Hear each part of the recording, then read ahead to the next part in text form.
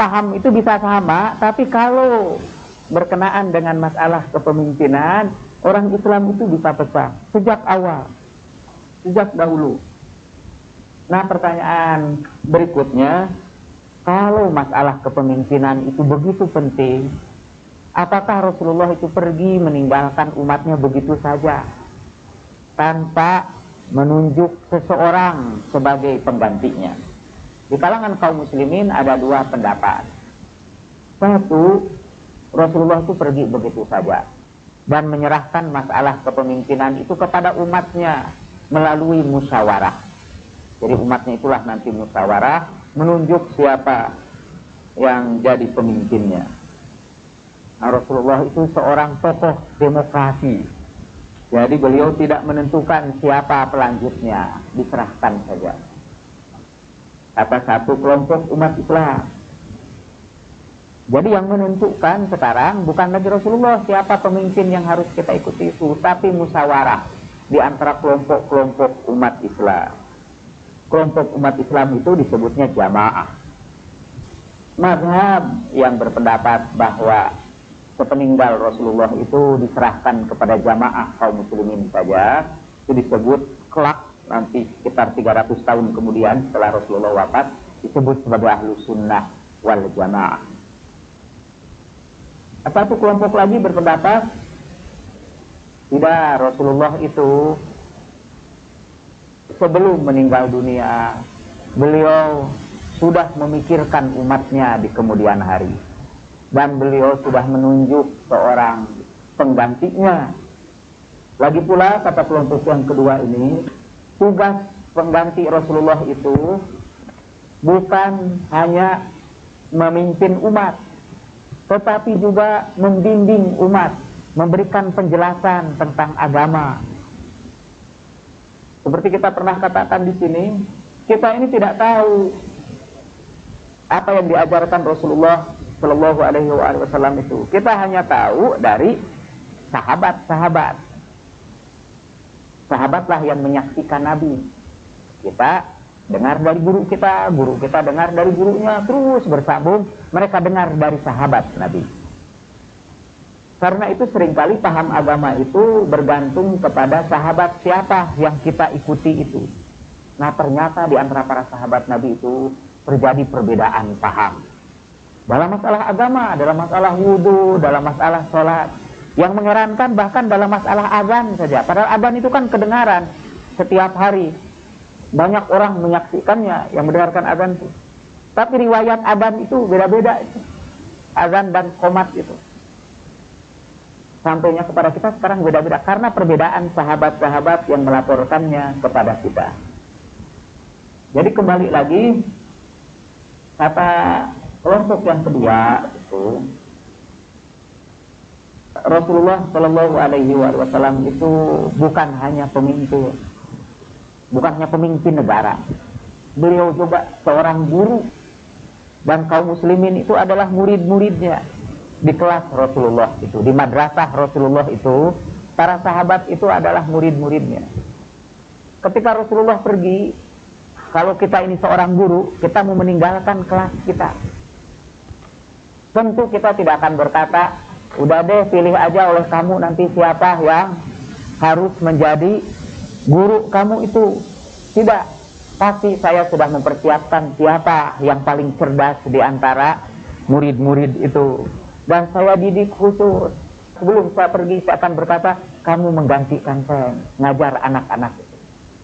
Tapi gimana kalau murid-murid yang lain tidak setuju? Itu tidak peduli, karena ini bukan masalah demokrasi. Jadi kalau masalah demokrasi, yang dipilih adalah yang paling populer. Tapi untuk jadi guru, yang dipilih itu tentulah harus yang paling pintar. Belum tentu yang paling pintar itu paling populer. Belum tentu. Mubalik juga belum tentu yang paling pintar itu yang paling populer di masyarakat. Malah umumnya orang itu karena pintar, jadi tidak dimengerti oleh kebanyakan orang yang tidak begitu pintar. Saya tahu itu banyak sekali kawan-kawan yang lebih pintar dari saya.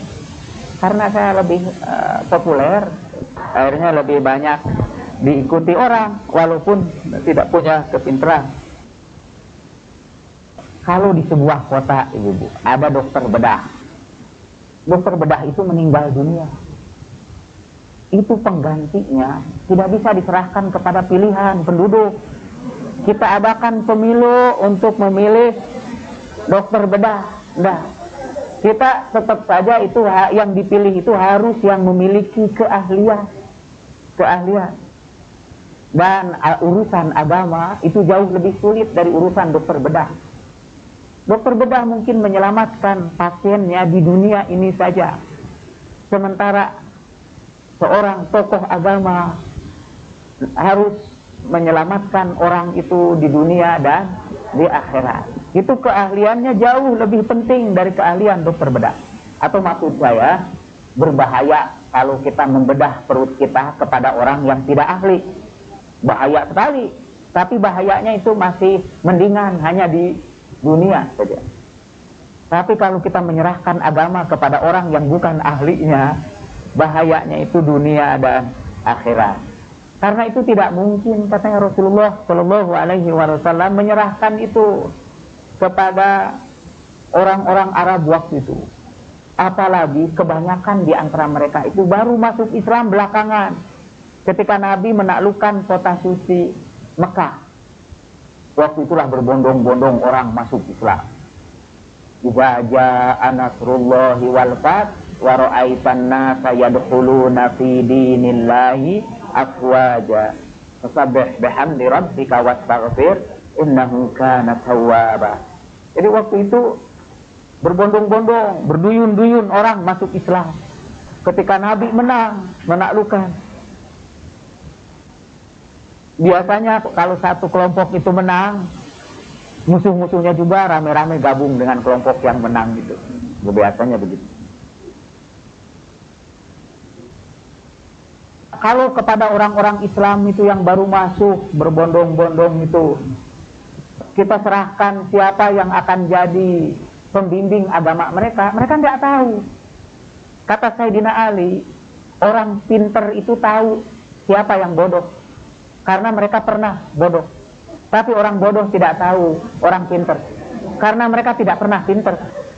Orang pinter itu hanya diketahui oleh orang-orang yang pinter-pinter lagi. Di kalangan para ulama biasanya tahu itu, bisa saling mengukur ilmunya masing-masing itu. Kalau di kalangan ulama, tapi kalangan orang-orang awam nggak tahu itu. Nggak tahu ini antara para ustadz itu mana yang lebih pinter, nggak tahu. Hanya orang yang pinter lagi yang tahu. Nah, karena itu sepeninggal Rasulullah Shallallahu Alaihi Wasallam, orang Islam itu kebanyakan, apalagi baru masuk Islamnya itu pada Futuh Mekah, pada pembukaan Mekah itu, kebanyakan tidak tahu menahu tentang agama Islam itu. Mereka pun baru belajar, baru masuk itu, dan mereka tentu saja kalau diserahi pemilihan umum, mereka tidak tahu siapa yang harus mereka pilih karena tidak mereka kenal. Sekarang, dengan pertanyaan berikutnya, kalau begitu, apakah ada bukti bahwa Rasulullah Shallallahu Alaihi Wasallam itu memperhatikan itu nasib umat Islam sepeninggalnya itu?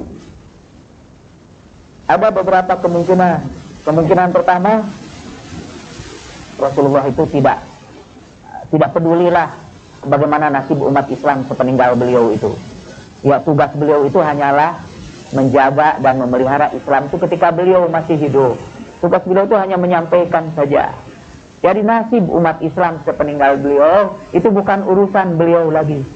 Beliau itu pemimpin. Karena itulah kemudian beliau tidak menunjuk siapa pelanjut sesudahnya. Karena itu diserahkan kepada kaum muslimin. Kemungkinan yang kedua, beliau memperhatikan itu nasib umat Islam sesudahnya. Tapi beliau mempercayakan urusan kepemimpinan itu kepada pilihan umat Islam.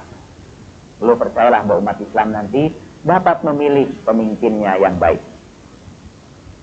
Yang ketiga, Rasulullah itu sangat memperhatikan umat Islam sepeninggal beliau, dan beliau menunjuk siapa penggantinya. Nah, kemungkinan-kemungkinan ini kita selidiki satu persatu. Pertama, apa betul Rasulullah itu tidak memperhatikan nasib umat Islam sepeninggal beliau? Dan kita selidiki dari beberapa hadis. Ternyata ketika beliau masih hidup, pernah satu saat beliau itu terbangun dari tidurnya dan beliau bermimpi bahwa mimbar sholatnya itu dikerumuni oleh kera-kera yang banyak dan mengotori mimbarnya. Setelah itu Rasulullah karena berduka cita sampai beliau meninggal dunia, beliau tidak pernah terlihat tersenyum lagi setelah mimpi begitu. Dan beliau mengatakan bahwa agama Islam itu akan disemari oleh satu rangkaian keturunan yang dilaknat oleh Allah Subhanahu wa Ta'ala. Kemudian turunlah ayat Al-Quran dalam surat Isra berkenaan dengan mimpi itu. Tidaklah mimpi yang aku perlihatkan kepadamu itu kecuali ujian bagi manusia. Di situ ada pohon yang terkutuk di dalam Al-Quran. As-sajarah al-mal'unah fil Quran. Tuhan menghibur Rasulullah dengan mengatakan bahwa mimpi itu hanyalah dimaksudkan sebagai ujian bagi umatnya di kemudian hari. Surat Al-Isra, surat Bani Israel, surat 17 ayat 60. Juz ke-15 surat ke-17 ayat 60. A'udzubillahi minasyaitonir rajim. Wa qulna laka inna rabbaka ahata bin-nas wa ma ja'alna ar-ru'ya allati araynaka illa fitnatan lin-nas wa syajaratal mal'unata fil Qur'an wa nukhawwifuhum fama yaziduhum illa tughyanan kabira. Dan ingatlah ketika kami berkata kepadamu Muhammad, sesungguhnya Tuhanmu mengetahui segala sesuatu, dan kami tidak menjadikan mimpi yang kami perlihatkan kepadamu melainkan sebagai ujian bagi manusia. Demikian pula pohon yang dilaknat di dalam Al-Quran, dan kami mempertakuti mereka, maka tiadalah ancaman ini kecuali menambah kedurhakaan besar bagi mereka. Ini ayat yang disebut Al-Quran bercerita tentang syajarah al-mal'unah, tentang pohon yang terkutuk, pohon yang dilaknat, yang melahirkan keturunan-keturunan yang mencemari ajaran Islam. Di sini dalam terjemah Al-Quran kepala staf TNI Angkatan Darat ini Pak, tidak disebutkan di sini hadis yang berkaitan dengan ini. Dan dia terjemahkan ru'ya yang artinya mimpi, dia terjemahkan jadi penglihatan. Dan kami tidak menjadikan penglihatan yang kami perlihatkan kepadamu. Sebetulnya, kalau susah menerjemahkannya, dan kami tidak menjadikan mimpi yang kami perlihatkan kepadamu. Dalam bahasa Arab, mimpi itu ru'ya. Kalau penglihatan itu ru'yah. Pakai tak. Karena itu kalau kita lihat bulan, kita sebutkan ru'yat, melihat ru'yat bulan. Kalau mimpi seperti Nabi Yusuf, itu disebutnya ru'ya. Mimpi yang baik disebut ar-ru'ya as-sadiqah atau ar-ru'ya as-salihah. Nah, mengapa Rasulullah itu cemas waktu itu? Karena membayangkan keadaan umatnya sepeninggal beliau.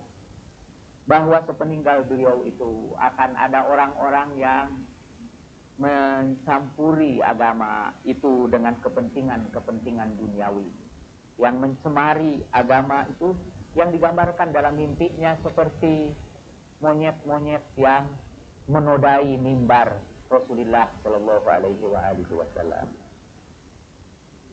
Dalam Al-Quran itu kita temukan khirodah, ya. Dalam bahasa Arab monyet itu khirdun, kalau banyaknya khirodah. Dan di situ ada cerita dalam Al-Quran tentang Bani Israel yang dikutuk menjadi monyet. Kunu khiradatan khasi'in, dalam surat Al-Baqarah. Jadilah kamu monyet-monyet yang terkutuk. Malah Al-Quran bercerita Ada orang-orang, kata Al-Quran, yang nasibnya sangat buruk, yaitu Allah jadikan mereka itu monyet-monyet, babi. Mungkin pertanyaan kita, apa babi ada di negeri Arab waktu itu? Tetapi dalam Al-Quran ada itu kata babi itu. Maksudnya Al-Quran waktu itu bicara dengan bahasa Arab yang jelas, yang orang-orang Arab yang mendengarkannya itu jelas itu. Jadi ketika Al-Quran menyebut itu monyet, mestilah dalam benak orang Arab itu tahu ada makhluk yang namanya monyet itu. Itu dalam surat Al-Maidah misalnya, itu kata monyet juga disebut. Surat 5 ayat 60, yaitu orang-orang yang dikutuki dan dimurkai Allah, dan di antara mereka ada yang dijadikan kera dan babi, dan para penyembah tauhid, dalam surat 5 ayat 60. Dalam Quran kata kera itu disebut 3 kali. Dalam surat 2 ayat 65, surat 5 ayat 60, surat 7 ayat 166. Dan di alam ruhani, kera itu menggambarkan roh yang suka membuat makar, membuat tipu daya, suka berbuat licik. Itu nanti rohnya ada berbentuk kera. Ahli tipu daya, ahli rekayasa, itu jadi kera itu. Nah, jadi Rasulullah Shallallahu Alaihi Wasallam pernah mencemaskan nasib umatnya sepeninggal beliau. Jadi tidak benarlah teori yang pertama bahwa Nabi itu tidak peduli nasib umat sesudahnya. Sampai kita tahu, mungkin ibu-ibu udah dengar juga dari para kiai kita, bahwa di antara kalimat terakhir yang diucapkan Nabi sebelum meninggal dunia adalah kalimat ummati, ummati, umatku, umatku. Kalau tidak memikirkan umat sesudahnya, Nabi tidak akan mengucapkan kata-kata itu sebagai kata-kata yang terakhirnya. Tapi karena beliau masih memikirkan umatnya, beliau masih mengatakan umatku, umatku. Orang yang begitu besar perhatiannya kepada umat Islam pada waktu masih hidup, dapat kita bayangkan juga akan sangat memperhatikan umat sepeninggal. Jangankan punya umat seperti itu, saya ini punya sekolah Mutahari. Kalau saya mau pergi, itu saya tidak tentram gitu pergi itu kalau belum meninggalkan seseorang yang bisa kita percaya untuk ngurus sekolah itu. Saya tidak pergi begitu saja, terserah gimana jadinya aja itu ya. Mau hancur-hancur tidak. Karena saya adalah pendiri sekolah yang bertanggung jawab. Sangat tidak mungkin Rasulullah yang mulia meninggalkan umatnya begitu saja tanpa rasa tanggung jawab. Rasulullah itu terlalu mulia untuk meninggalkan umatnya begitu saja. Satu hari Umar ibnul Khattab itu sakit keras ketika beliau jadi khalifah. Lalu orang memberikan nasihat kepada Umar itu, karena kamu sakit, cobalah tunjuk pengganti kamu nanti. Jangan sampai engkau meninggal dunia belum ada pengganti. Tapi Umar tidak dengar itu. Datanglah putranya Abdullah ibnu Umar. Abdullah putra Umar, yang banyak meriwayatkan hadis juga. Bapak, kata Abdullah ibnu Umar, ada seorang gembala ini menggembalakan kambing di padang pasir. Bagaimana pendapat Bapak kalau gembala itu, tukang gembala itu pergi begitu saja meninggalkan gembalaannya tanpa menunjuk siapa penggantinya untuk menggembalakan kambing itu? Kata bapaknya Umar, itu gembala yang tidak bertanggung jawab. Lalu kata Abdullah bin Umar, kalau begitu engkau juga adalah gembala umat manusia. Mana yang lebih penting, yang menggembalakan kambing atau menggembalakan umat? Dan kata Umar terdiam. Jadi argumentasi putranya itu masuk juga pada hati Umar bin Khattab. Karena itu sebelumnya Umar kemudian sebelum meninggal dunia, Umar membentuk dewan formatur untuk siapa yang melanjutkan dan bikin aturannya. Dewan formatur itu ada 6 orang lah untuk menunjuk siapa penggantinya. Itu mereka harus bermusyawarah. Malah bermusyawarahnya juga menarik. Kata Umar, kumpulkan mereka di satu tempat dan semua itu harus dijaga dengan ketat. Para penjaganya harus mengambil pedang dan siapa yang tidak setuju itu harus dipancung kepala. Tidak mungkinlah Nabi itu meninggalkan umatnya begitu saja. Jadi kemungkinan yang pertama ini harus kita tolak. Kemungkinan yang kedua, Rasulullah SAW itu memikirkan umatnya di kemudian hari, tapi beliau serahkan itu kepada musyawarah. Terserah kepada umat Islam lah untuk memilih pemimpin yang mereka sukai. Tapi kalau begitu, kalau betul begitu, mesti ada petunjuk dari Rasulullah bagaimana cara musyawarahnya itu. Apakah 50% plus satu itu, atau bagaimana anggota-anggota yang musyawarahnya itu dipilih? Apakah seluruh umat Islam dikumpulkan atau cuma sebagian kecil saja? Atau apakah ada pedoman untuk memilih partai-partai itu? Bahwa partai yang nanti bermusyawarah itu hanyalah partai-partai yang punya perwakilan di sekian provinsi. Mestinya Nabi itu bikin aturan-aturan itu. Ternyata kita tidak menemukan hadis-hadis itu yang menyuruh aturan-aturan untuk tata cara melakukan musyawarah itu. Kalau Umar sendiri, bagus itu Umar sendiri. Dia waktu menunjuk penggantinya, Dewan Formatur, dia berikan aturannya. Siapa saja yang harus bermusyawarat, ada 6 orang yang ditunjuk. Bagaimana cara musyawarat itu, dia tentukan cara-caranya. Nabi SAW meninggalkan ini tanpa menjelaskan bagaimana cara umat itu bermusyawarat. Tadi itu ada 2 mazhab kan ya. Satu mazhab berpendapat Rasulullah itu memikirkan umatnya di kemudian hari, dan beliau menyerahkan masalah kepemimpinan umat itu kepada pilihan umatnya. Itu mazhab kita ini semua. Karena itu mazhab yang demokratis. Yang kedua berpendapat tidak, Rasulullah itu menunjuk siapa penggantinya sesudahnya. Kelompok yang kedua ini yang menganggap bahwa Rasulullah itu menunjuk siapa pengganti sesudah beliau, itu yang akan kita lanjutkan dalam pembicaraan kita sekarang. Tapi ceritanya dulu, ada seorang ulama dari madhab yang kedua itu, madhab yang berpendapat bahwa sesudah Rasulullah meninggal dunia, beliau menunjuk penggantinya. Madhab yang satu tadi itu tidak ada penggantinya. Itu madhab umumnya kaum muslimin di seluruh dunia. Nah, satu hari ini ulama ini lewat di perkampungan orang-orang ahlu sunnah. Dia semalaman ingin tinggal di situ di rumah. Kata orang ahlu sunnah itu, boleh Anda tinggal di sini, tapi janganlah ini berbincang tentang agama. Saya enggak, saya cuma ikut numpang aja, numpang tidur. Kalau saya harus tidak ngomong, saya akan tutup aja mulut saya. Akhirnya dijamu makan. Sambil makan, orang itu tanya kepada tamunya itu, menurut Anda, bagaimana pendapat Anda tentang Abu Bakar? Soalnya kelompok kedua ini menganggap bahwa sepeninggal Rasulullah, yang ditunjuk sebagai pengganti Rasulullah itu adalah Sayyidina Ali. Menurut orang ahlu sunnah, orang ini pastilah suka menghina Abu Bakar dan mengkultuskan Ali bin Abi Thalib. Jadi langsung ditanya, karena tadi udah janjian tidak boleh berbicara tentang agama, tapi ini penasaran, menurut pendapat kamu bagaimana Abu Bakar itu? Kata orang itu, Abu Bakar itu orang baik, dia sholat, puasa, berjihad bersama Nabi. Bahkan dalam beberapa hal Abu Bakar jauh lebih bagus daripada Nabi. Terkejut orang itu.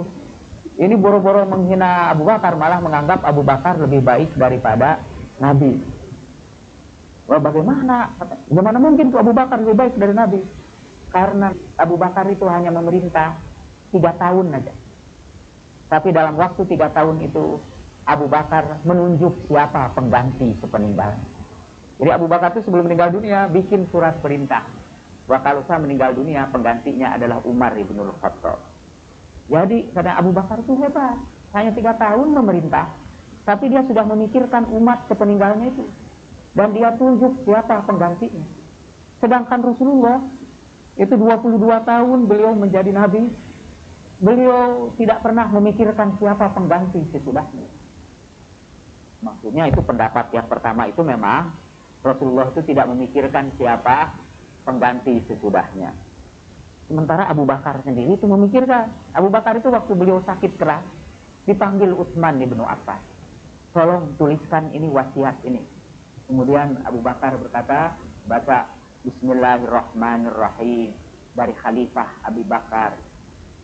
Amma ba'du, dengan ini saya menunjuk. Kemudian pingsan itu Abu Bakar karena lagi sakit keras, pingsan. Oleh Utsman dilanjutkan itu. Dengan ini menunjuk Umar ibnul Khattab sebagai khalifah sesudahku. Ketika Abu Bakar bangun, tanya, bagaimana itu tadi wasiat itu? Sudah saya selesaikan. Coba baca lagi. Dengan ini saya menunjuk Umar ibnul Khattab sebagai pengganti. Benar itu, kata Abu Bakar. Dan setelah itu Abu Bakar meninggal dunia. Ya Abu Bakar pun menunjuk itu pengganti sesudahnya.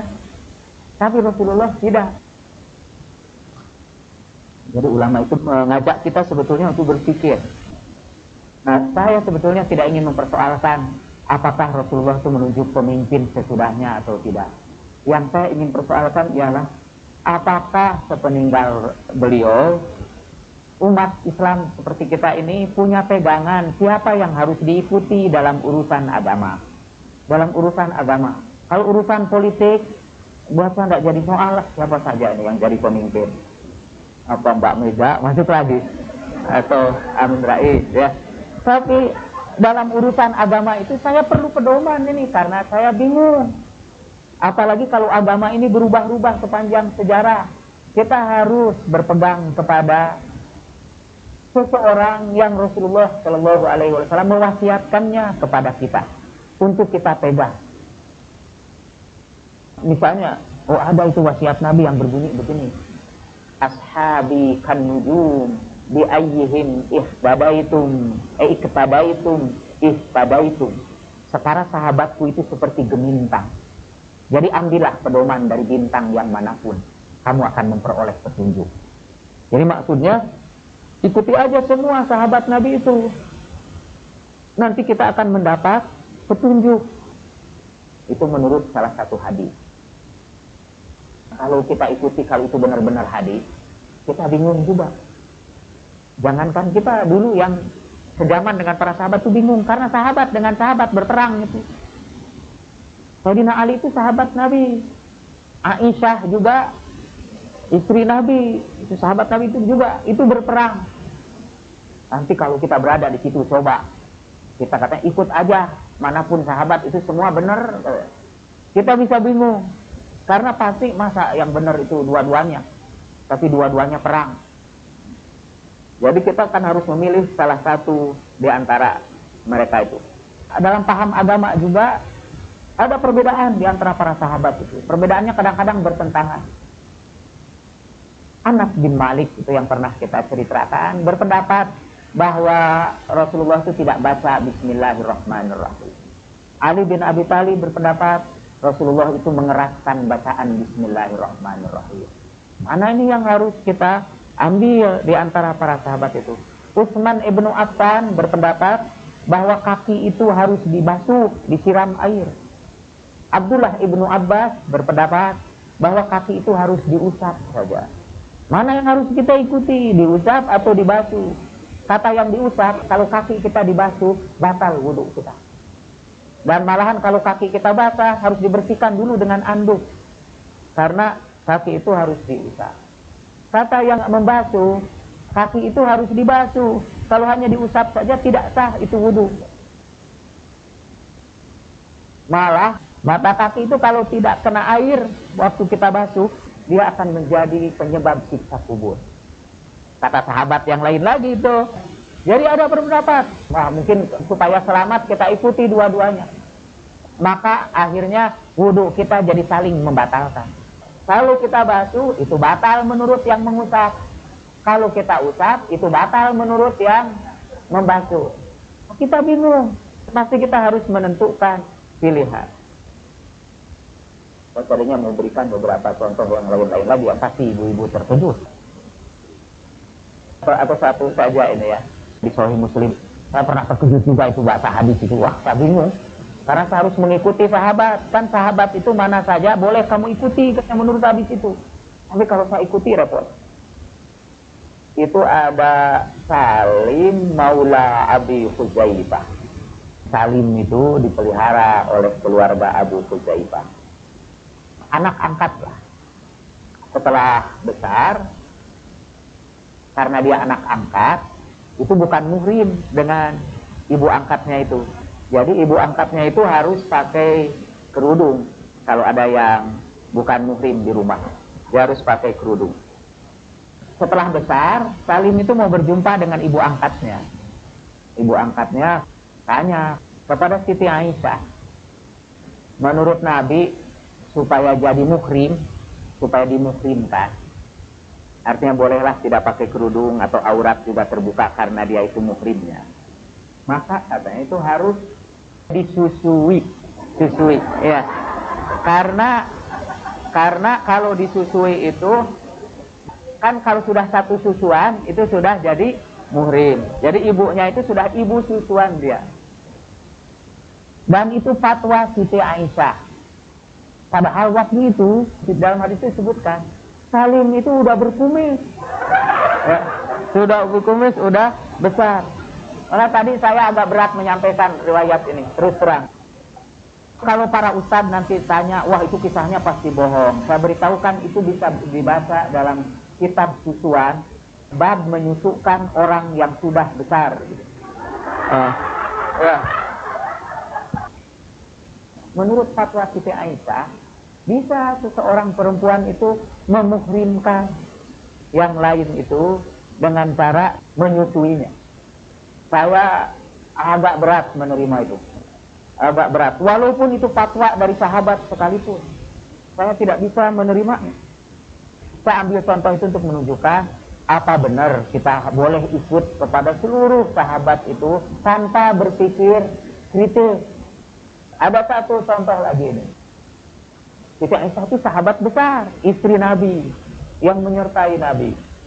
Ummul Mukminin, malah menurut kebanyakan kita katanya itulah istri yang paling dicintai Nabi. Coba menurut para ulama kita ya. Kalau menurut saya enggak, Siti Khadijah yang paling dicintai Nabi. Ini sahabat besar lainnya ya, yaitu Umar bin Khattab. Umar bin Khattab setelah jadi khalifah, seperti kita ketahui kan, Umar itu selalu kemana-mana pun bawa cambuk untuk menghukum orang-orang yang melanggar syariat Islam.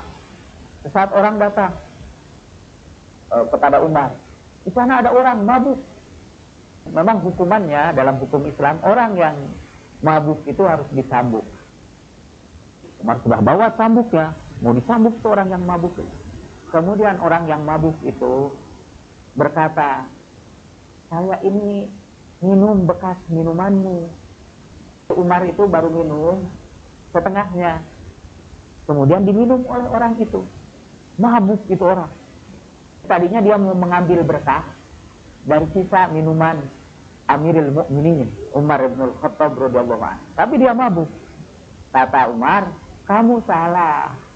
Kalau kamu mau minum minuman keras supaya halal, campurlah minuman keras itu dengan air. Itu pendapat Umar ibnul Khattab. Karena itu sebagian mazhab Hanafi berpendapat, mazhab Hanafi itu sekarang banyak dianut oleh orang-orang Turki. Menurut mazhab Hanafi, boleh kita minum minuman keras asal dicampur dengan air. Jadi Umar itu masih minum minuman keras, cuma beliau campur dengan air. Orang itu rupanya nggak ngerti, langsung diminum dari campur air dan mabok. Menurut sebagian riwayat. Karena itu ibu-ibu kalau keluar negeri, kita hidup dengan masyarakat muslim, yang paling banyak minum minuman keras itu orang-orang Turki itu, walaupun dia muslim. Muslim Indonesia itu karena mazhabnya Syafi'i, hampir jaranglah kecuali belakangan, karena ingin disebut modern. Tapi umumnya orang Islam di Indonesia itu tidak minum minuman keras. Karena dalam mazhab Syafi'i, minuman keras itu banyak atau sedikit tetap haram. Qaliluhu kata al-kafiruhu, banyak atau sedikit tetap minuman keras itu haram. Maka ini sekali lagi karena mengikuti sahabat, dan karena ngikut sahabat yang mana saja itu boleh, pasti mendapat petunjuk. Jadi my concern itu Bu, ibu-ibu, bapak-bapak, perhatian saya sekali bukanlah siapa yang seharusnya jadi pemimpin politik sepeninggal beliau, tapi kita memerlukan pedoman siapa yang harus kita ikuti dalam urusan agama ini. Atau kalau Nabi itu adalah guru besar kita, pastilah sebelum beliau meninggal dunia, beliau menunjuk seorang guru penggantinya yang menggantikan posisi beliau. Nah, pertanyaan kita yang berikutnya, siapa yang ditunjuk oleh Rasulullah sebagai pengganti itu? Tapi sebelum menjawab itu, karena jawabannya ibu udah tahu, sebelum menjawab itu, saya ingin sebutkan di sini bagaimana Rasulullah menjadi pemimpin yang sangat bertanggung jawab. Karena kalaupun beliau meninggalkan Madinah sebentar saja, beliau pernah meninggalkan Madinah hanya untuk perang Khandaq. Khandaq itu kan dekat Madinah itu. Nah, Rasulullah itu mau perang Khandaq ke situ, meninggalkan rumahnya. Karena beliau sibuk dengan perang, maka di Madinah beliau tunjuk pengganti. Walaupun itu kan hanya 1 hari beliau di situ, tapi beliau tunjuk penggantinya. Yang beliau tunjuk waktu itu adalah Abdullah bin Ummi Maktum, seorang penduduk Madinah yang buta, yang tunjuk beliau sebagai pengganti. Tapi secara singkat saja, Nabi itu tidak pernah meninggalkan Madinah kecuali beliau menunjuk penggantinya. Dan yang pernah beliau tunjuk itu banyak. Di antaranya juga pada perang Tabuk. Perang Tabuk itu terjadi pada bulan Safar. Ketika waktu itu musim kering, lalu Rasulullah pergi, dan yang beliau tinggalkan sebagai pengganti di Madinah adalah Sayyidina Ali. Waktu itu malah kata Sayyidina Ali keberatan, karena biasanya dalam peperangan Sayyidina Ali itu diikut sertakan. Khusus untuk perang Tabuk itu Sayyidina Ali ditinggalkan. Nah, pada waktu beliau ditinggalkan itu Sayyidina Ali berkata, beliaulah mau ikut gitu. Tapi Rasulullah berkata, apakah engkau tidak ingin kedudukan kamu sama seperti kedudukan Harun terhadap Musa? Hanya tidak ada nabi sesudahku, kata Rasulullah. Annahu la nabiyya anta minni bimanzilati Haruna wa Musa ila anna la nabiyya ba'di. Kedudukanku sama seperti kedudukan Harun terhadap Musa, hanya saja tidak ada nabi sesudahku. Dulu waktu Nabi Musa pergi ke Bukit Sinai, meninggalkan kaumnya Bani Israel, diserahkanlah itu kepemimpinan itu kepada Harun. Walaupun Harun itu nanti tidak bisa mengatasi ini umatnya yang macam-macam itu. Sampai ketika Nabi Musa balik lagi dari Bukit Sinai dengan membawa the Ten Commandments, dia ketemu Nabi Harun dan melihat orang-orang Bani Israel sudah menyembah emas. Ittakhadtumul ijla. Itu ada emas berupa sapi yang bisa ngomong. Sapinya itu bisa ngomong menurut Al-Quran. Karena Nabi Musa juga tanya itu kepada Samiri kan, gimana kamu itu kok bisa membuat sapi dari emas bisa ngomong? Dalam Al-Quran itu disebutkan. Lalu Samiri berkata, aku mengambil bekas jejak seorang Rasul, kemudian aku masukkan ke dalam adonan emas itu, dan itu jadi bicara.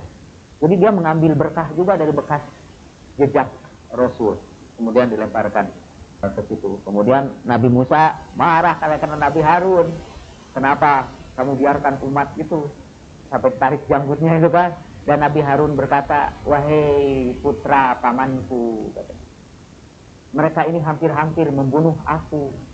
Mereka semua menyerang Harun dan hampir-hampir membunuhnya. Nah, seperti itulah kata Rasulullah kedudukan Sayyidina Ali terhadap Rasulullah, seperti Harun terhadap Musa. Dan memang sepeninggal Rasulullah, Harunnya umat Islam ini pun bukan saja tidak diterima oleh orang Islam, dibunuh malah. Kalau Harun itu hampir-hampir saja dibunuh. Sayyidina Ali itu dibunuh ketika salat subuh. Pada waktu beliau ruku, seorang muslim menghentakkan pedangnya dari belakang. Anta minni bimanzilati Haruna min Musa. Balik lagi, sampai Rasulullah mau menghembuskan napasnya yang terakhir, beliau masih memperhatikan umatnya di kemudian hari itu. Dan kemungkinan mereka itu bingung siapa yang harus mereka ikuti. Nabi ingin agar mereka itu tidak bingung. Nah, ini saya bacakan hadis ini dalam Sahih Bukhari, terjemahan Indonesia, jilid 1, halaman 94. Saya selalu menyebutkan ini dan sumbernya dari sini, karena kalau saya sebutkan tidak dari sini sumbernya, itu dibikin-bikin aja itu. Cerita-nya bohong aja itu. Jilid 1 ini bisa dicek nanti di rumah, bisa dipinjam. Nomor halamannya 94, hadisnya nomor 114. An Ibni Abbasin, dari Ibnu Abbas. Saya nanti akan ceritakan siapa Ibnu Abbas itu, sahabat Nabi ini yang meriwayatkan hadis ini kepada kita. Qala lamma stadda bin Nabi sallallahu alaihi wa alihi wa sallam waja'u qala atuni bi kitabin aktub lakum kitaban la tadillu ba'dahu. Qala Umar inna nabiyya sallallahu alaihi wa alihi wa sallam ghalabahu al-waja'u wa indana kitabullahi hasbuna fakhtalafu wa kathura al-laghtu qala qumu anni wala yanbaghi indi at-tanazu'u. Fakharaja Ibnu Abbasin yaqulu inna raziyata kullar raziyah ma hala baina Rasulillah sallallahu alaihi wa alihi. Abbas itu paman Rasulullah sallallahu alaihi wasallam. Menurut satu riwayat, di antara paman Rasulullah itu yang masuk Islam hanya Abbas. Yang punya anak ini, anaknya Abdullah ibnu Abbas. Tapi menurut riwayat lain ada dua paman Rasulullah yang masuk Islam itu, yaitu Abbas dan Abu Thalib. Abu Thalib itu punya anak namanya Ali, makanya Ali bin Abi Thalib. Nah, Abdullah ibnu Abbas ini lahir ketika hijrah itu usianya baru sekitar 6 tahunan. Jadi sebaya dengan Siti Aisyah radhiyallahu anha. Dan sejak kecil dia rajin ngaji kepada Rasulullah sallallahu alaihi wasallam, sering mengikuti Sayyidina Ali juga. Dan karena dia masih muda di zaman Rasulullah hidup, tentu saja ketika Rasulullah meninggal dunia, dia sempat hidup lama. Usianya sampai tua, malah dalam satu riwayat sampai matanya buta. Tapi dia masih hidup. Dan keahlian dia itu tafsir Al-Quran. Dia mengajarkan tafsir. Sampai sekarang ada kitab tafsir ditulis oleh Ibnu Abbas, namanya Tanwirul Miqbas fi Tafsir Ibnu Abbas. Nabi pernah mendoakan dia, ya Allah, mudah-mudahan anak ini jadi pinter dalam tafsir. Dan doa Nabi itu diijabah. Allahumma alimhu ta'wil. Pada waktu terjadi peperangan antara Sayyidina Ali dengan Siti Aisyah, Abdullah ibnu Abbas ini gabung dengan Sayyidina Ali. Dan dia mendapat tugas untuk menyampaikan misi perdamaian kepada Siti Aisyah. Dia bawa surat memberi peringatan kepada Siti Aisyah supaya tidak melanjutkan peperangan itu. Banyak lagi cerita Abdullah bin Abbas ini, tapi dia salah seorang sahabat Nabi yang masih sangat muda ketika Rasulullah hidup. Dan beliau seringkali diketemukan orang menangis. Ketika ditanya, kenapa Anda menangis? Saya teringat tragedi yang terjadi hari Kamis. Dia sebut Roziyah Yaumil Khamis. Saya ini menangis karena tragedi yang terjadi pada hari Kamis. Apa tragedi itu? Nah, inilah yang dia ceritakan dalam hadis ini. Saya baca terjemahnya dari sini. Dia tidak menerjemahkan tragedi ini, tapi dia terjemahkannya bencana. Roziyah itu bencana. Jadi kalau nanti dengar bencana, itu saya maksudkan tragedi. Dari Ibnu Abbas radhiyallahu anhu, ia berkata, ketika Nabi sallallahu alaihi wasallam sakit keras, beliau bersabda, bawalah catatan kepadaku, aku catatkan untukmu satu catatan yang sesudah itu kamu tidak akan sesat. Jadi Nabi itu mau meninggal dunia, masih memikirkan umatnya ini. Kepada orang yang hadir itu, bawakan kepadaku ini catatan, aku suruh kalian untuk mencatatkan wasiatku, yang kalau kamu pegang teguh, kamu tidak akan sesat sesudahku. Qala Umar waktu itu ada hadir. Inna nabiyya sallallahu alaihi wasallam ghalabahul wajah. Umar berkata, sesungguhnya Nabi sedang sakit berat. dan di sisi kita ada kitabullah, cukuplah bagi kita kitab Allah. Maka mereka berbeda pendapat dan banyak suara. Lalu Nabi bersabda, tinggalkan aku dan tidak pantas kalian bertengkar di hadapanku. Ibnu Abbas lalu keluar sambil berkata, sungguh ini adalah satu bencana yang merupakan bencana yang hebat sekali, yaitu ada sesuatu yang menghalangi antara Rasulullah dengan catatan yang dikehendaki olehnya itu. Dalam riwayat yang lain, dalam Muslim, juga dalam kitab yang lain, disebutkan Umar itu berkata begini, gak usah itu didengar permintaan Nabi. Nabi lagi menggigol, lagi meracau karena beliau sakit panas, katanya. Di sini sebutkan hanya beliau sakit berat, jadi tidak usah didengar. Cukup aja kitabullah bagi kita pedoman itu. Jadi cukup saja Al-Quran, tidak usah ada pedoman yang lain. Dan kemudian terjadilah perdebatan di situ, di hadapan Nabi yang sedang sakit keras. Terjadi perdebatan sehingga Nabi usir itu semua. Beliau berkata, tidak pantas kalian bertengkar di hadapanku. La yanbaghi indi at-tanazu. Tidak pantas kalian bertengkar di hadapanku. Dari hadis ini kita mendapat pelajaran bahwa Nabi sampai akhir hayatnya masih memikirkan ini, meninggalkan wasiat supaya umatnya nanti tidak kebingungan sepeninggal beliau. Dan yang kedua, sampai akhir hayatnya Nabi masih juga dihalang-halangi untuk menyampaikan wasiatnya itu. Dan yang menghalanginya adalah sahabatnya juga. Nabi itu ketika beliau masih hidup, tidak dalam keadaan sakit, dalam keadaan sehat sekalipun, umat Islam dilarang mengeraskan suara di hadapan Nabi. Sampai turun ayat kan dalam surat Al-Hujurat, la tarfa'u aswatakum fawqa sautin nabi wa la tajharu bil qawli kajahri ba'dikum bi ba'din an tahbatu a'malukum wa antum la tash'urun. Hai orang-orang yang beriman, janganlah kamu mengeraskan suara kamu di atas suara Rasul. Janganlah kamu mengeraskan pembicaraan kamu dengan sesama kamu di hadapan Rasulullah, seperti kamu ngobrol di antara kamu. Nanti hapus amal-amal kamu dan kamu tidak bisa merasakannya.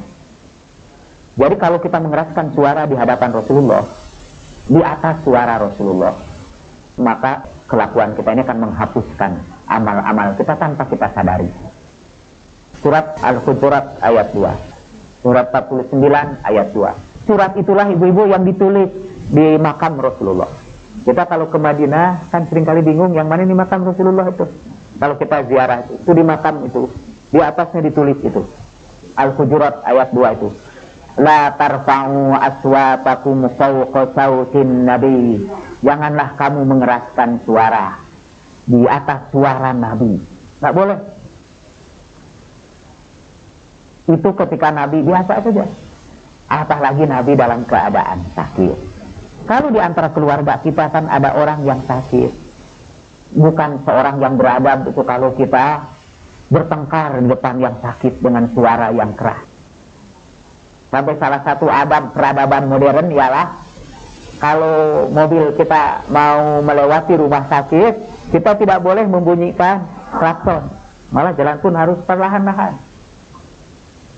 Apalagi yang sakit ini bukan manusia biasa ini, Rasulullah Shallallahu Alaihi Wasallam. Yang ketiga, Rasulullah itu sedang sakit dan itu permintaannya yang terakhir. Tadi malam itu saya nonton film dokumenter, judulnya The Death Row. Itu orang-orang yang mau dihukum mati di penjara Texas. Ada barisan yang mau dihukum mati, The Death Row. Dan itu film dokumenter, artinya emang betul-betul terjadi. Diwawancarai itu orang-orang. Yang paling menarik itu semua yang mau dihukum mati itu diberikan kesempatan untuk menyampaikan permohonannya yang terakhir. Dan permohonannya itu dipenuhi. Jadi misalnya dia pengen es krim dari Des Moines misalnya, jadi dibawalah es krim dari Des Moines khusus, didatangkan dengan pesawat ke Texas, karena itu keinginannya yang terakhir. Itu penjahat, ibu-ibu. Penjahat yang punya keinginan terakhir itu berhak untuk dipenuhi. Dan yang punya keinginan ini adalah Rasulullah Shallallahu Alaihi Wasallam pada saat-saat terakhir mau meninggalkan dunia. Dan keinginan Rasulullah itu beda dengan keinginan penjahat. Keinginan penjahat itu untuk kepentingan dirinya sendiri. Rasulullah itu keinginannya untuk kepentingan umat sepeninggalnya, sampai beliau berkata, la tadillu ba'dahu, supaya kamu tidak bingung sesudahnya. Supaya kamu tidak bingung, ini pesan utamanya itu, untuk menegaskan pesan itu penting. Itu pesan Rasulullah yang terakhir itu tidak dipenuhi. Karena itu Abdullah ibnu Abbas selalu mengenang peristiwa hari Kamis itu dengan tangisan dan menyebutnya sebagai tragedi. Dalam masalahnya disebut roziyah. Inna roziyah kulla roziyah mahala baina Rasulillah sallallahu alaihi wasallam wa baina kitabih. Tapi sebetulnya ini apa yang disampaikan Rasulullah sebelum meninggal dunia itu, mungkin kita bertanya, kenapa Nabi itu tidak sampaikan aja waktu itu, walaupun mereka ribut, kenapa tidak sampaikan aja? Karena ini sebetulnya Rasulullah itu menyampaikannya itu untuk kesekian kalinya, karena sudah juga beliau sampaikan sebelum-sebelumnya itu hanya untuk mengulangi lagi. Nah, kalau diulangi saja tidak mau, ya tidak apa-apa, kata Rasulullah ya. Sambil juga beliau itu mengajarlah adab kita kalau ziarah kepada orang yang sakit. Ini para ulama ini, ibu-ibu, bingung ini menjelaskan hadis ini. Bingungnya, gimana mungkin ya Umar ibn Khattab itu sahabat utama sampai berbuat yang seperti itu, sampai melarang Nabi untuk menyuruh menuliskan wasiatnya. Padahal menyampaikan wasiat itu juga adalah perintah Al-Quran. Dalam Al-Quran, kalau kamu menjelang kematian, kata Al-Quran, hendaklah kamu berwasiat. Dan Rasulullah mau menjelaskan wasiat itu. Dalam kitab ini, komentar terhadap Sahih Bukhari, namanya kitab Fathul Bari, itu komentar pada Sahih Bukhari. Bukharinya aja terjemahnya ini segini ya Bu ya. Ada 9 jilid. Dalam aslinya itu ada yang hanya 4 jilid aja, Bukhari itu aslinya bahasa Arab. Itu komentarnya terdiri dari 20 jilid, ditulis oleh Asy-Syaukani, kitab yang namanya Fathul Bari.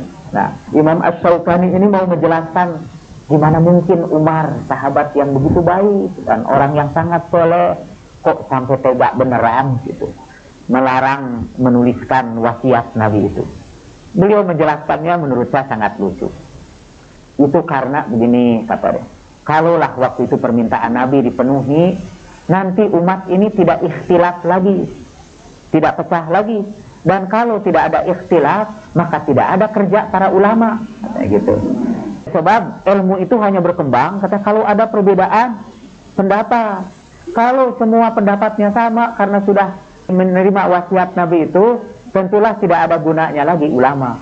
Jadi dalam hal ini kata Umar ibn Khattab jauh lebih bijak dari Rasulullah Sallallahu Alaihi Wasallam. Karena Rasulullah ingin memberikan wasiat, Umar ibn Khattab tidak. Karena Umar berpikir jauh ke muka. Demi perkembangan ilmu, maka umat Islam itu biar aja bertengkar terus. Gitu katanya kata Asy-Syaukani. Itu hanya sebetulnya untuk mempertahankan kemuliaan sahabat Umar ibn Khattab. Kadang-kadang karena kita ingin mempertahankan kemuliaan sahabat, kita tanpa sadar kemudian mengurangi kemuliaan Rasulullah Shallallahu Alaihi Wasallam. Kalau saya harus milih mana yang harus saya bela, saya tentu dahulukan kemuliaan Rasulullah ketimbang kemuliaan sahabat. Waktu ada seminar tentang Umar ibn Khattab yang diselenggarakan oleh Asy-Syafi'iyah, oleh Ibu Tuti Alawiyah, waktu itu belum jadi menteri, kita mengadakan seminar tentang Umar ibn Khattab. Saya bacakan hadis tentang Umar yang mau mencambuk yang mabuk karena makan bekas minumannya. Jadi bahwa Umar itu ternyata sampai akhir hayatnya masih minum minuman keras. Kemudian kiai di samping saya untuk membela Umar ibn Khattab, dia berkata begini, jangankan Umar, kata Nabi juga pernah minum. Sampai ada urat di dahinya yang menyebabkan karena beliau itu pusing. Saya bilang Masya Allah. Jadi hanya itu untuk melindungi sahabat itu. Kemudian dibuatlah doa. Kalau kita mengkritik perbuatan sahabat, orang-orang ribut, wah itu sih suka mencaci maki sahabat. Lalu mereka mengemukakan bahwa Nabi juga sering salah. Dimukakanlah contoh-contoh Nabi ini keliru, Nabi ditegur Tuhan berkali-kali gitu. Kalau kesalahan Nabi itu dibongkar-bongkar. Di Jawa Timur itu pernah terjadi perdebatan di antara dua ulama. Seorang ulama menulis buku kecil judulnya Nabi tidak pernah bermuka masam. untuk menjelaskan itu abasa wa tawalla. Dia tulis kitab kecil. Nabi tidak pernah bermuka masa. Ulama Surabaya protes, marah semua. Waktu itu diajukan kepada, kalau tidak salah waktu itu masih Hartono, dia tangdam di Surabaya. Hartono disampaikan, lalu diterbitkan buku sesudah itu, Nabi pernah bermuka masa, gitu. Di garis bawahi pernahnya itu, pernah bermuka masa. Saya waktu itu ditanya sama wartawan, Anda mau pihak kemana ini? Satu mengatakan Nabi tidak pernah bermuka masam, satu lagi ulama mengatakan Nabi pernah bermuka masam. Dan ulama itu diajukan kepada penguasa militer yang menulis buku Nabi tidak pernah bermuka masam itu, diajukan kepada pemerintah supaya ditangkap karena meresahkan umat. Untunglah Pak Hartono tidak menanggapi. Akhirnya diterbitkanlah tanggapannya, yaitu Nabi pernah bermuka masam. Anda tahu yang dimiliki Ibu Tari yang mana itu? Oh, yang tidak pernah. Saya bilang, sebetulnya itu dua kelompok yang bertarung. Satu kelompok yang ingin membela kemuliaan Rasulullah Shallallahu Alaihi Wasallam, satu lagi kelompok yang ingin membela sahabat. Jadi pilihannya ini dua. Sekarang ini juga untuk selanjutnya terserah kepada ibu-ibu ini mau bela sahabat atau bela Rasulullah. Nah, tadi saya sebutkan itu hanya pada akhir hayat Nabi saja. Sebetulnya sebelumnya juga sudah beliau itu menyampaikan. Dan pada pengajian yang pertama kita, saya sudah bacakan itu wasiat Nabi yang beliau sampaikan ketika beliau pulang dari haji pada tanggal 18 Zulhijjah. Jadi ketika Rasulullah pulang beserta rombongannya dari Mekah menuju Madinah, sampai di satu tempat. Mungkin sekarang ini letaknya kira-kira berdekatan dengan Juhfah. Kalau kita dari Jeddah, biasanya ada petunjuk ke arah Mikot Juhfah. Itu ada tulisannya. Tidak jauh dari situ ada sebuah oase. Jadi, Nabi beserta rombongan. Tidak bareng berangkatnya semua itu. Ada yang sudah mendahului Nabi, ada yang di belakangnya. Sampai di satu tempat yang namanya Khum. Dalam Sahih Muslim juga disebut Khum. Sampai di satu tempat yang namanya Khum, Nabi menyuruh seluruh rombongan itu berhenti. Berhenti di tempat itu. Yang sudah berangkat duluan disuruh balik lagi supaya gabung di situ. Yang belum datang disuruh menyusul dengan cepat. Kemudian para sahabat berkumpul di situ. Waktu itu udara sangat terik sehingga sebagian orang menghamparkan serbannya sebagai tempat duduknya. Lalu Nabi menyuruh agar pelana-pelana kuda disusun, dijadikan mimbar. Maksudnya supaya Nabi bisa bicara di hadapan banyak orang, kelihatan oleh disusun sebagai mimbar. Pelana-pelana kuda aja itu ditumpuk. Nah, disitulah Nabi menyampaikan wasiatnya. Pada pengajian kita yang pertama, kita sampaikan hadis halaman 295. Bersumber dari Yazid bin Hayyan, dari Zaid bin Arqam, dia berkata, kami menemui Zaid bin Arqam dan berkata kepadanya, tentunya Anda telah melihat kebajikan, lantaran Anda telah lama menemani Rasulullah Shallallahu Alaihi Wasallam dan seringkali bersembahyang di belakang beliau. Selanjutnya sama dengan hadis di atas. Jadi ada hadis sebelumnya ini. Jadi kita harus baca hadis sebelumnya. Itu hadis nomor 37. Kita sekarang harus baca hadis sebelumnya lah. Mungkin ini yang lebih lengkap. Kemudian Zaid bin Arqam bercerita, pada suatu hari Rasulullah berpidato di tengah-tengah kami, tepatnya di sebuah mata air bernama Khum yang terletak antara Mekah dan Madinah. Setelah memanjatkan puji-puji kehadirat Allah, memberikan nasihat dan peringatan, kemudian bersabda, syahdan wahai manusia, sesungguhnya aku juga seorang manusia, utusan Tuhanku telah datang, maka aku pun menyambutnya. Maksudnya Rasulullah sudah diberitahu bahwa malaikat Israel akan menjemputnya.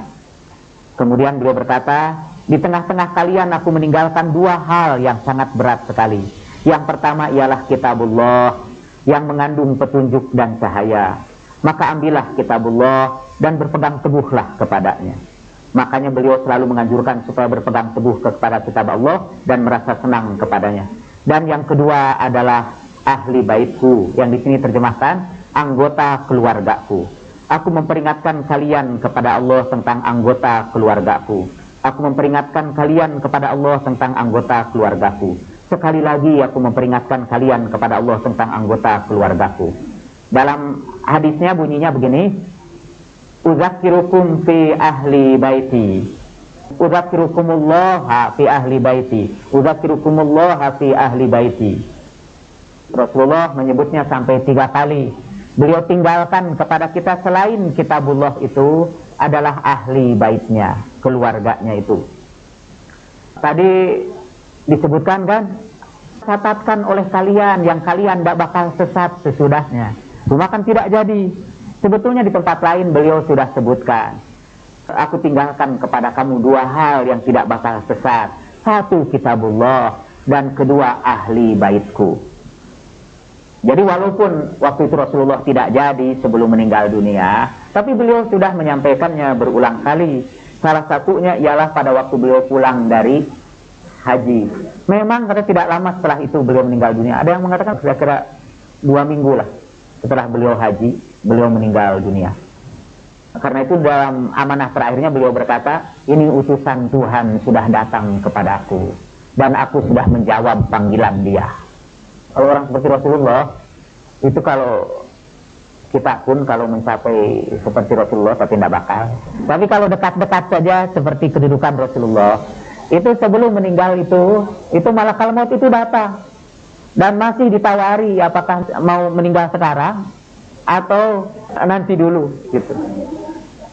Kalau sama kita enggak, itu enggak ditawarkan, ambil aja begitu saja. Ini orang-orang terhormat itu, dan orang-orang yang dekat dengan Allah Subhanahu wa Ta'ala itu ditawari itu, apa mau meninggal sekarang atau nanti. Dan karena itu Rasulullah berkata, ini udah datang utusan Tuhan dan aku sudah siap untuk menyambut panggilannya. Dan beliau masih sempat beberapa hari kan di Madinah, masih sempat seminggu. Dan sebelum beliau meninggal dunia itu, nah itu pada hari Kamis itu terjadi peristiwa tadi. Sebelumnya itu lagi Siti Aisyah cerita, malam-malam itu Rasulullah masih sakit tuh. Malam-malam itu Siti Aisyah terbangun, Rasulullah kelihatan pergi mengambil sandalnya. Dan Siti Aisyah karena cemburu, menduga bahwa Rasulullah akan berkunjung ke istrinya yang lain. Siti Aisyah ikuti dari belakang, ternyata Rasulullah pergi ke kuburan Baqi. Kamarnya Rasulullah dulu itu dengan Siti Aisyah itu yang sekarang jadi makamnya, jadi pusara Rasulullah itu dulu adalah kamar beliau. Jadi dari arah itulah Rasulullah berangkat ke sebelah timur, ke kuburan Baqi, diikuti oleh Aisyah dari belakang. Waktu itu gelap gelita, Madinah tidak penuh cahaya seperti sekarang. Beliau datang ke situ, Siti Aisyah bercerita, ternyata kemudian ada juga seorang sahabat Ibnu Muwaisibah ikut juga. Rasulullah mengajak bicara kepada yang sudah meninggal dunia itu. Dan Rasulullah berkata kepada penghuni Baqi itu, kalian beruntung sudah mendahului kami. Karena nanti orang-orang sepeninggal kalian akan berhadapan dengan fitnah yang besar, yang bergulung-gulung seperti gulungan awan. Yang waktu itu orang yang berada di perut bumi lebih bagus daripada apa yang di punggung bumi. Setelah itu Rasulullah pulang lagi, dan Siti Aisyah buru-buru juga pulang.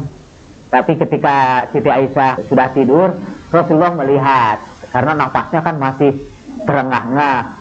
Berkata Rasulullah, jadi rupanya itu engkau Aisyah, katanya, mengikuti aku dari belakang. Ya sebenarnya Rasulullah dari tadi sudah lihat juga ada bayangan di belakang beliau itu. Rupanya engkau lah Aisyah, katanya, mengikuti aku dari belakang. Tapi setelah itu kemudian beliau menderita demam panas selama beberapa hari. Sampai kemudian hari Kamis yang tadi kita ceritakan itu. Tapi kalau mau disimpulkan dari seluruh pembicaraan kita ini, akhirnya tidak sampai juga kepada apa yang saya maksud tadi dari rumah. Jadi saya mau menyebutkan, sebetulnya untuk acara ini pasti tidak keburu, mau menyebutkan siapa saja sih menurut hadis-hadis yang dimaksud dengan ahlul bait. Yang ada seorang ibu yang kemarin pernah bertanya di sini kan, siapa saja itu yang dimaksud dengan ahlul bait yang diwasiatkan oleh Nabi untuk diikuti sepeninggal beliau itu, supaya kita tidak bingung. Bakal kata Nabi, supaya kalian tidak sesat. Itu berarti kalau tidak ikut mereka sesat barangkali itu. Tapi kata Nabi begitu wasiatnya, supaya kalian tidak sesat sepeninggalku. Lan tabillu ba'di abada, supaya kalian tidak sesat sepeninggalku selama-lamanya. Dan beliau sebutkan yang harus kita ikuti itu adalah ahlul bait. Nah, pertanyaan terakhirnya itu, siapakah saja ahlul bait itu menurut hadis-hadis tentu yang sampai kepada kita? Paling tidak, ibu-ibu dan bapak, ada 5 pendapat yang mengatakan siapa ahlul bait itu. Satu, yang dimaksud ahlul bait itu adalah seluruh keluarga Rasulullah yang berasal dari keturunan Abdul Muthalib, dan mereka itu tidak boleh menerima sedekah atau zakat. Itu namanya Ahlul Bait. Jadi seluruh keturunan Abdul Muthalib. Tapi saya kira ini agak keliru, karena menurut ayat Quran yang pernah kita bicarakan di sini, Ahlul Bait itu disucikan Allah sesuci-sucinya dan dihilangkan dari mereka segala dosa. Itu surat 33 ayat 33 kan. Itu yang paling hafal saya, karena semuanya angkanya 3. Tuhan berkata, aku bermaksud menghilangkan segala nista dari kamu, hei Ahlul Bait, dan mensucikan kamu sesuci-sucinya. Innama yuridullahu liyuzhibankum rijsa ahlal baiti wa yutahhirakum tathhira. Nah, kalau kita pegang yang pertama, jadi yang dimaksud Ahlul Bait itu ialah keturunan Abdul Muthalib. Ternyata keturunan Abdul Muthalib itu tidak semua muslim. Tadi kita sebutkan paling banyak itu paman Nabi itu, orang muslim itu hanya 2 tadi, Abbas dan Abu Thalib. Malah menurut sebagian orang cuma Abbas saja. Padahal di situ disebutkan dihilangkan dari segala dosa. Padahal ini keluarga Abdul Muthalib itu banyak yang berdosa. Yang kedua, ada yang berpendapat sampai sekarang, dan itu umumnya pendapat di kalangan kita ini, itu istri-istri Nabi, itu keluarga Nabi itu. Ahlul Bait itu istri Nabi. Tapi kita tahu itu ada sebuah surat turun khusus untuk menegur istri-istri Nabi. Karena istri Nabi itu pernah menyakiti hati Rasulullah, sehingga Rasulullah kemudian mengasingkan diri kan, tidak mau berhubungan dengan seluruh istri Nabi itu. Itu berlangsung berapa bulan itu. Nabi tidak mau bergaul dengan seluruh istri sampai turun ayat. Itu surat Al-Mumtahanah, itu isinya berisi teguran kepada istri-istri Nabi. Sampai di situ ditawarkan, kalau kalian menghendaki dunia, kata para Nabi diperintahkan, kalau istri-istri Nabi itu menghendaki dunia, ceraikanlah mereka sebaik-baiknya. Kemudian dibuat perumpamaan oleh Allah Subhanahu wa taala tentang istri Nabi Lut. Di situ dalam surat Al-Mumtahanah juga, belajarlah dari istri Nabi Lut. Nabi Lut itu istrinya itu bukan orang baik.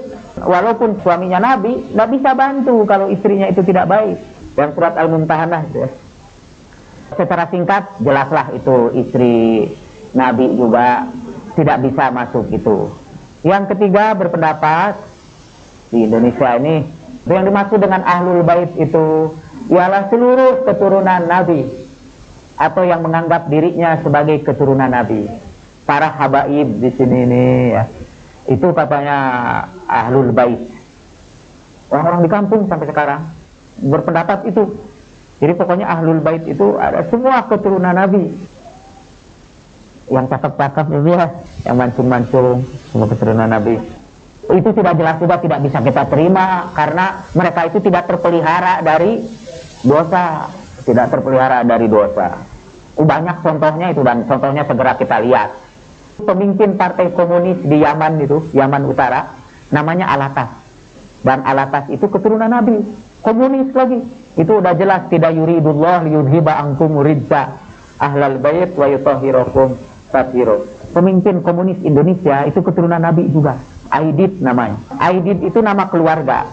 Jadi nama keluarga yang keturunan Nabi, yang kita di sini sebut kelompok habaib ya, atau Alawi, itu Alatas, As-Segaf, As-Sahab, dan Aidit. Aidit itu dulu namanya Ja'far Nawi Aidit, tapi kemudian ketika beliau jadi pimpinan PKI, namanya diganti jadi DN-nya itu jadi Dipa Nusantara Aidit. Tapi Aidit itu nama keluarga, kadang dari keturunan Nabi. Kalau saya sebut-sebut itu sama sekali bukan karena saya benci sama keturunan Nabi. Insya Allah saya berusaha mencintai mereka.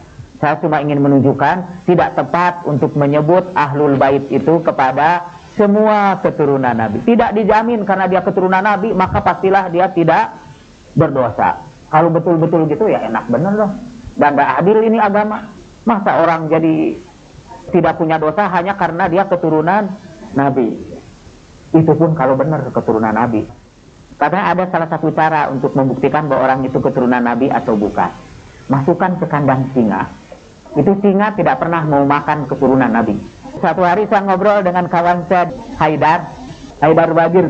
Saya bilang Haidar itu keturunan Nabi juga itu, Al-Habsyi, sama dengan Ustadz Agus kita, itu Al-Habsyi. Saya bilang, Mas Haidar, saya ini ragu Anda ini keturunan Nabi. Gimana deh kalau kita coba aja masukkan ke kandang singa? Kata Haidar, itu lebih baik saya tidak disebut keturunan Nabi kata, daripada dimasukkan ke kandang singa.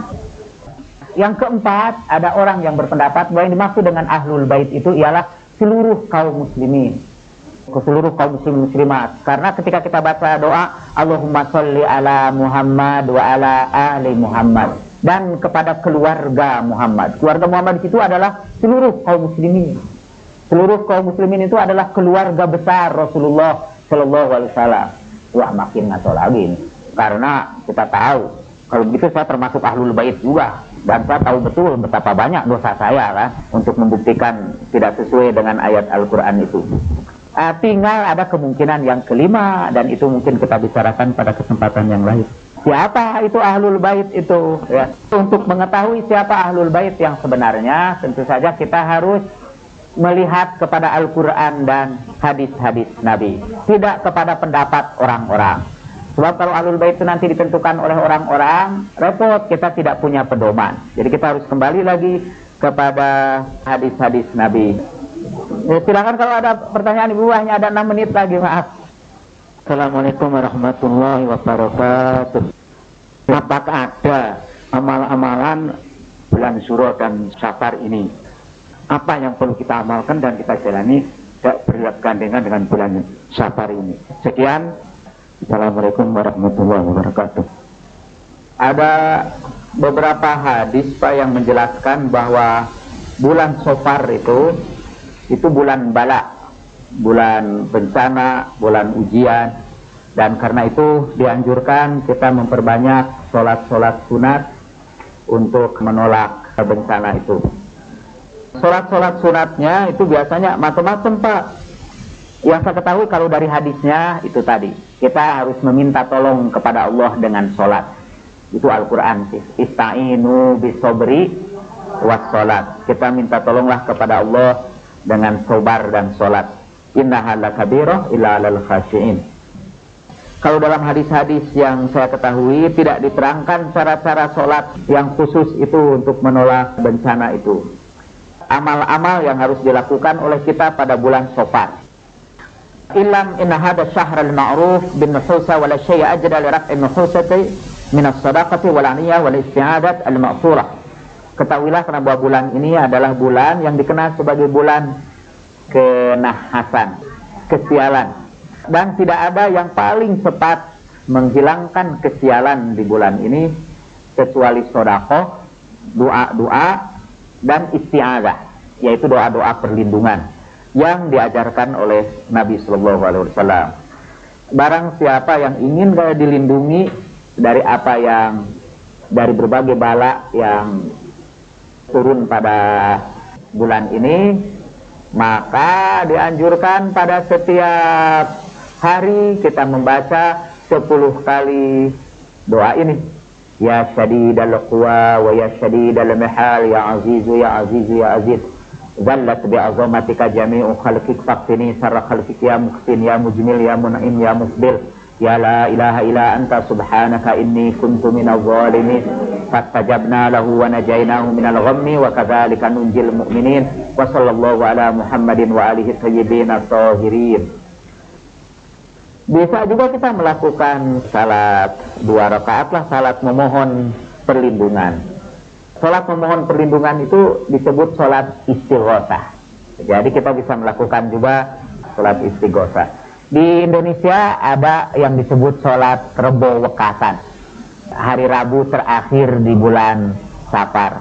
Tapi saya tidak begitu tahu itu cara yang biasa lazim dilakukan di Indonesia ini. Tapi kita juga bisa melakukan salat istighosah. Caranya banyak juga cara-cara sholat perlindungan ini, tapi yang paling mudah adalah seperti sholat tasbih. Sholat tasbih kan baca subhanallah walhamdulillah wallahu akbar sekian kali kan. Ini membaca ya ghiyasal mustaghithin, wahai yang memberi perlindungan kepada orang yang memohon perlindungan. Itu asma Allah yang kita sebut. Karena kalau kita berdoa kepada Allah kan sebut saja namanya, walaupun kita tidak menyampaikan permohonan kita, tapi menyebut asmanya. Nah, asma Allah yang melindungi kita adalah Ghiyasal Mustaghitsin. Ya Ghiyasal Mustaghitsin. Ini 2 rakaat. Kalau salat tasbih sesudah Al-Fatihah, sesudah surat, kita baca kan subhanallah sebelum ruku. Ini tidak kita baca. Jadi kita baca waktu ruku. Waktu ruku setelah baca Subhana rabbiyal azim wa bihamdih, kita baca ya Ghiyasal Mustaghitsin 25 kali. Kemudian i'tidal kita baca lagi ya Ghiyasal Mustaghitsin 25 kali juga. Terus sampai kepada ruku dan hanya 2 rakaat. Ketika ruku, i'tidal dan sujud membaca 25 kali. Ruku, i'tidal, sujud rakaat pertama dan kedua. Juga duduk di antara 2 sujud. Dan sebelum berdiri baca lagi. Jadi 6 kali 25 150. Hal yang sama dilakukan pada rakaat yang kedua. Jadi emang 300. Sama dengan tasbih kalau jumlahnya ya. Tasbih 15 kan. Tapi 4 rakaat. Bagusnya kalau ini dilakukan malam hari sebetulnya. Tapi kalau mau lakukan siang-siang juga boleh. Ya, di bulan ini dianjurkan banyak sholat yang memohonkan perlindungan Allah Subhanahu wa Ta'ala. Tapi sholat istighosah ini boleh juga dilakukan bukan di bulan ini. Kapan saja kita mohon perlindungan. Tapi yang biasa dilakukan oleh orang Indonesia, saya tidak begitu tahu ini Ibu. Itu rebo wekasan itu.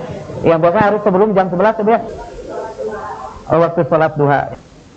Satu lagi. Silakan. Minggunya lalu Ustadz menyampaikan tentang doa kunut. Bahwa di doa kunut itu sesudah kita menyampaikan segala macam, bisa juga kita menyampaikan semua persoalan pribadi kita. Ya. Jadi misalnya Ustadz mengambil contoh menanya ke soal utang itu segala ya. Saya pernah banyak dengar ya di sini bahwa doa yang baik waktunya adalah soal urusan problem pribadi nih adalah waktu sujud yang terakhir waktu sholat. Nah, pertanyaan saya adalah apakah kita di Indonesia ini memusatkan perhatian mengucapkan doa urusan pribadi itu hanya pada sholat sujud yang terakhir? Menurutnya ada itu waktu sujud itu kita paling dekat dengan Allah. Apakah itu karena di Indonesia ini kan kita ribut terus tentang kunut. Ada yang NU bilang kunut, dia bersih enggak. Jadi apakah karena itu di Indonesia ini lebih dianjurkan kita tuh urusan pribadi dikerjakan pada sujud terakhir? Itu pertanyaan saya. Assalamualaikum warahmatullahi wabarakatuh. Mungkin benar Bu, mungkin gitu. Yang jelas memang ada 2 tempat doa dalam sholat kita untuk urusan pribadi itulah. Doa-doa yang khusus buat kita. Satu pada waktu sujud dan itu yang ada di negeri kita ya. Dan satu lagi pada waktu kunut. Dua-duanya ada keterangannya. Di dalam hadis disebutkan saat paling dekat antara seorang hamba dengan Tuhan ialah ketika sujud. Faksiru fihid doa. Dan perbanyaklah doa kamu pada waktu sujud itu. Satu lagi pada waktu kunut. Bahkan ada satu doa diajarkan Nabi yang khusus dibaca selain tasbih yang saya maksud. Kalau tasbih kan subhana rabbiyal a'la wa bihamdih. Dan itu tidak diharuskan sujud yang terakhir, boleh juga sujud yang mana saja. Itu hanya pertimbangan praktis saja kita memilih yang terakhir itu. Jadi sebelum terakhir lah kita baca itu. Boleh juga pada permulaan, boleh juga pada setiap sujud itu. Boleh juga pada setiap sujud itu. Misalnya ada doa yang diajarkan oleh Ahlul Bait juga dibaca pada sujud. Saya hafal itu karena saya amalkan. Karena doa itu untuk meluaskan rezeki. Matanya itu kepentingan pribadi, kepentingan pribadi khusus. Malah saya jadi lupa sekarang ini. Saya tidak usah disampaikan. Nah, jadi boleh dalam sujud itu. Nah, mungkin Bu orang-orang Indonesia ini memilih doa dalam sujud karena kalau kunut sih masih diperdebatkan kan antara orang NU dengan orang Muhammadiyah. dengan orang Persis. Kalau berdoa pada waktu sujud tidak diperdebatkan itu. Semua sepakat boleh doa pada waktu sujud. Jadi bagus juga, memang begitu. Sekiranya ada perdebatan di kalangan kaum muslimin, kita milih yang disepakati aja. Itu lebih baik. Di antara yang diperdebatkan. Ibu-ibu insya Allah ini juga kalau ada umur panjang kita akan membacakan beberapa hadis saja khusus tentang siapa ahlul bait yang harus kita ikuti itu. Kita akan baca doa bulan Safar itu ya, sebagai pengganti sholat yang tidak kita lakukan. A'udzubillahi samil alim minash shaitanir rajim. Innallaha wa malaikatahu yusholluna 'alan nabiy ya ayyuhalladzina amanu shallu 'alaihi wa sallimu taslima. Allahumma salli 'ala Muhammad wa ali Muhammad. Allahumma salli 'ala Muhammad wa ali Muhammad. Allahumma salli 'ala Muhammadin wa ali Muhammad. Ya shadidal quwa wa ya shadidal mihal. Ya aziz ya aziz ya aziz. ظلت بعظمتك جميع خلقك فاقفني شر خلقك يا محسن يا مجمل يا منعم يا مفضل يا لا إله إلا أنت سبحانك إني كنت من الظالمين فاستجبنا له ونجيناه من الغم وكذلك ننجي المؤمنين وصلى الله على محمد وآله الطيبين الطاهرين على هذه النية وكل نية صالحة. الفاتحة.